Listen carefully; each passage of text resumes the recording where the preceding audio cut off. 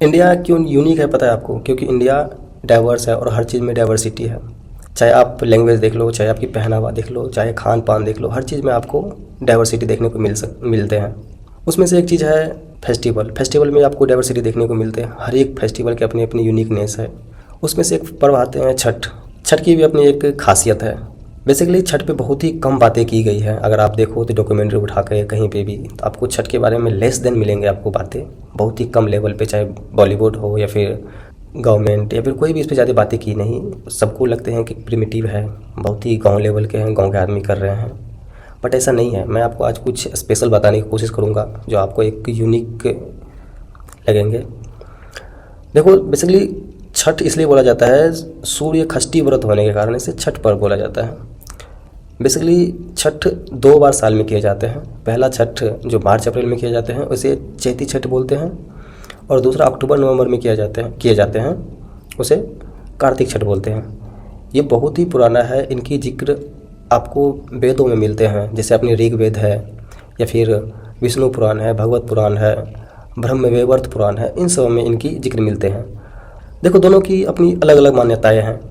पहली वाली जो आपको चैती छठ के बारे में बताया, इनकी मान्यता यह है कि जब पांडव सब कुछ हार गए थे तो श्री कृष्ण ने एक व्रत करने के लिए बताए थे द्रौपदी को, तो उन्होंने एक व्रत की थी जिसका नाम है छठ, जिसे चैती छठ के नाम से जानते हैं। और जो कार्तिक छठ है, जब श्री राम लंका पे विजय पा करके वापस आए थे, तब जो सीता माता ने ये पर्व की थी, इसे कार्तिक छठ के नाम से जाना जाता है, और तभी से ये दोनों पर्व चली आ रही है। मैं आगे आपको इसकी डिटेल बताऊंगा, क्यों साइंटिफिक रीजन है, क्या रीजन है, पर्यावरण से कैसे जुड़े हुए हैं ये पर्व, इस सब के बारे में हम आगे बात करेंगे। इसके बाद हम छठ के तरीके के बारे में बात करेंगे। छठ जो है बेसिकली किसी भी नदी के किनारे या फिर नहर के किनारे जहाँ पे पानी की स्रोत है, जहाँ पे पानी बह रही है, वहाँ पे मनाए जाते हैं।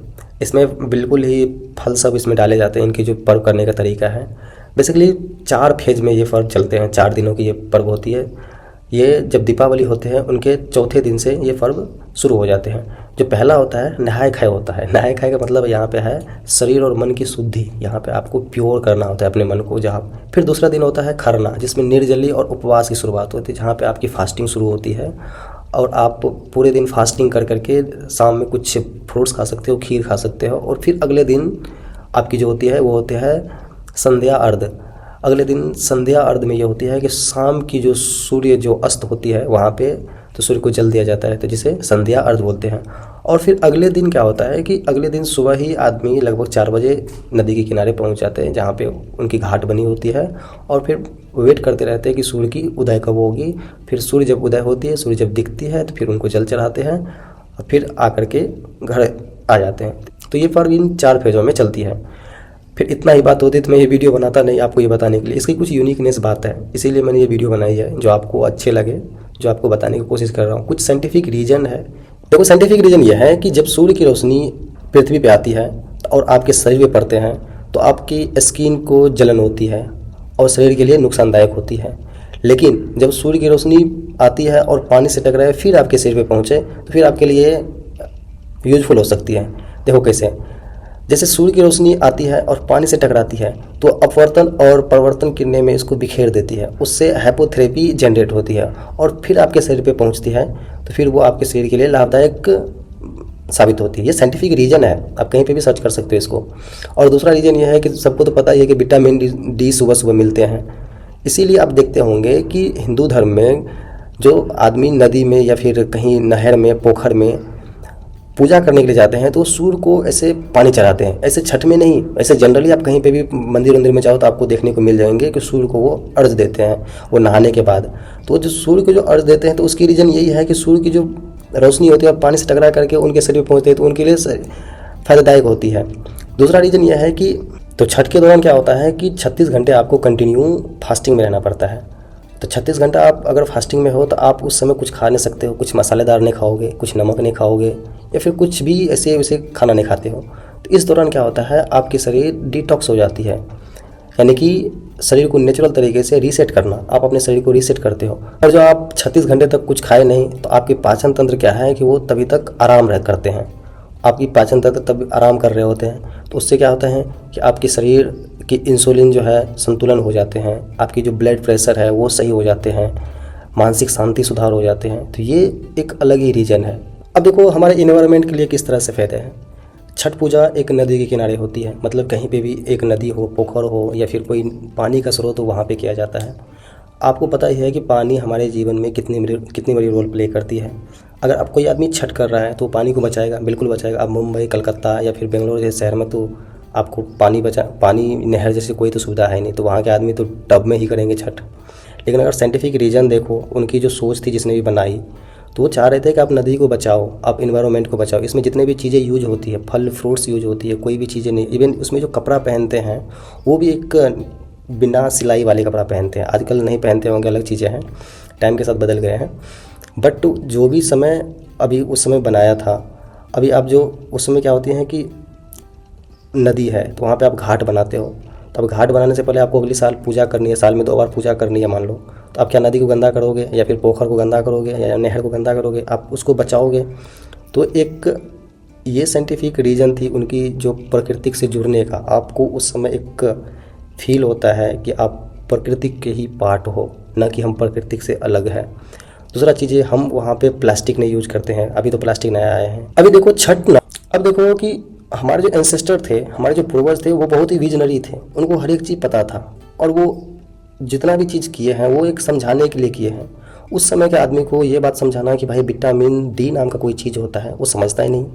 उसे अपवर्तन परावर्तन समझाता, समझता ही नहीं। इसीलिए उन्होंने सूर्य की पूजा करने को बताया कि भाई तू इसका पूजा करो, तुम्हें दोनों फायदा हो जाएंगे। नदी के बारे में नदी को पूजा करने के लिए बताया, क्योंकि नदी को बचाना है। हमारे जीवन में पानी कितना महत्व है वो समझते थे इन सब चीज़ों को। इसीलिए वो कहीं ना कहीं किसी चीज़ को लिंक कर देते थे कि आदमी इससे जुड़े रहे और इनको बचाते रहे। पेड़ की पूजा करने के लिए बताया। पेड़ हमारे जीवन में कितनी बड़ी महत्व रखते हैं आप जानते ही हैं, हम सब जानते हैं, इसमें कोई बड़ी कहने की बात है नहीं।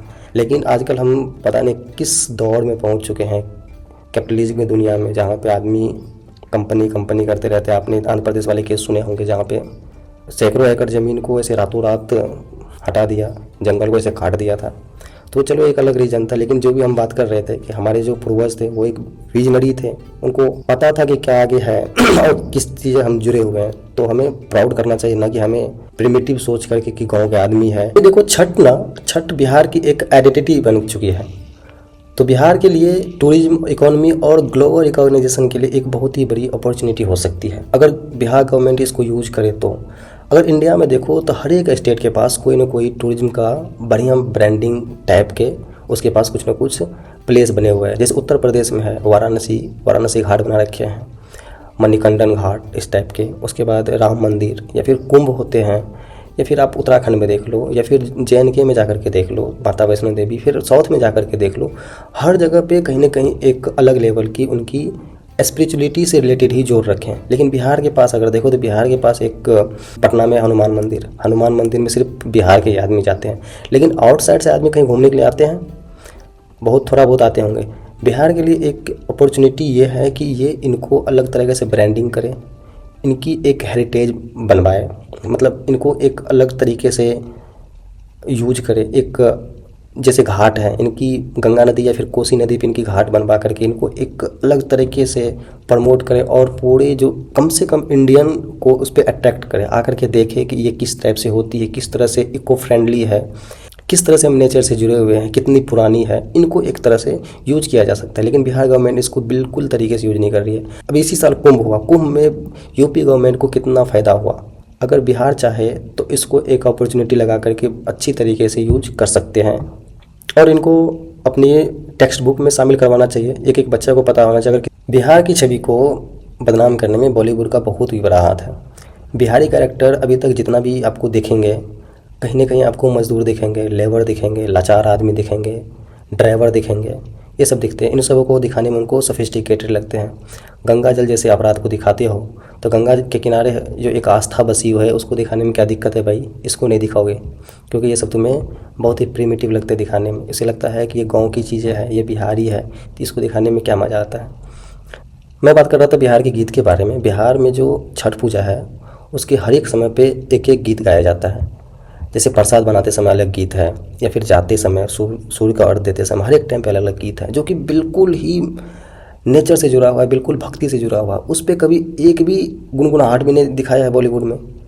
लेकिन आप इतनी बड़ी बड़ी चीज़ें गरीबी वरीबी दिखाते हो, तो इन सब को भी तो प्रमोट करो भाई। दोनों साइड तो होते हैं किसी भी चीज़ का।